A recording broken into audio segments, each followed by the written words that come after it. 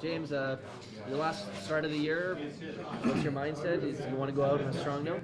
Yeah, definitely. I mean, it's last couple of games have gone well for us as a team, and tonight's another chance for us to have a good game. I mean, Columbus is they're a really good team, and they've been playing really well of late, and so hopefully for myself and the team, hopefully we can really come together again and put a good effort out there. You feel like your game is as good as it's been all season? These last two games have been excellent. Yeah, I think so. I mean, statistically, I think they have. I mean, I feel like I've played some really good games this year and not getting bounces either. So, but yeah, it's nice that kind of the stats are a little more in my favor in the last two games. But yeah, I'm happy the way I'm playing and happy to be getting the bounces in the last couple of games and hopefully it keeps going that way.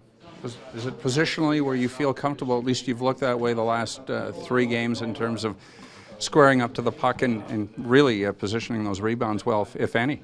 Yeah, I think it's just getting into your spot. I think that when you can read the game and kind of be more relaxed out there, you can get to your spot and you can control your rebounds a little better, and the game just flows a little better. So that's kind of what I've been focusing on. And having said that, I mean, like I said, and a couple interviews now, I think our D's been doing a phenomenal job of letting me and Bernie both see pucks, and when you can see them, I mean, your job is a lot easier.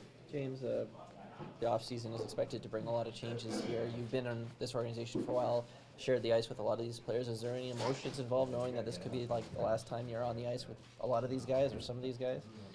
Yeah, I mean, a little bit. I mean, it's yeah. I mean, I'm sure some of those emotions will come, whether throughout the game or at the start of the game or whatnot. But you never know what's going to happen. I mean, obviously there's been a lot of talk and a lot of speculation, but you never know what's all going to happen. The team could be similar to what it is this year, coming next year. You never know what's going to transpire. So yeah, you get sometimes some of those thoughts going, about what could happen next year in your last game and whatnot. But really you're focused on just having a good one tonight and having fun with with the teammates you've battled with for 80 games.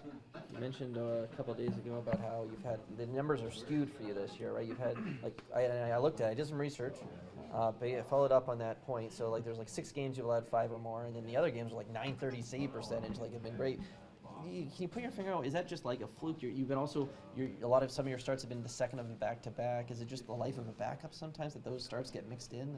Yeah, I mean, I think throughout the season you have to look at it and see how you played and what all transpired. I mean, sometimes there's differing circumstances and so I think you got to step back and take a look at how you feel you played, fundamentally, or technically throughout the whole thing. And obviously you don't want to have, those games where there's big numbers, but sometimes those happen. And sometimes, as a goal, I think mostly your fault or you should take the blame for them. But sometimes you have a couple of bad bounces and there's not much you can do. So, you just got to hope that you play the same way throughout and hopefully you have a couple more 1-goal games as opposed to 6-goal games.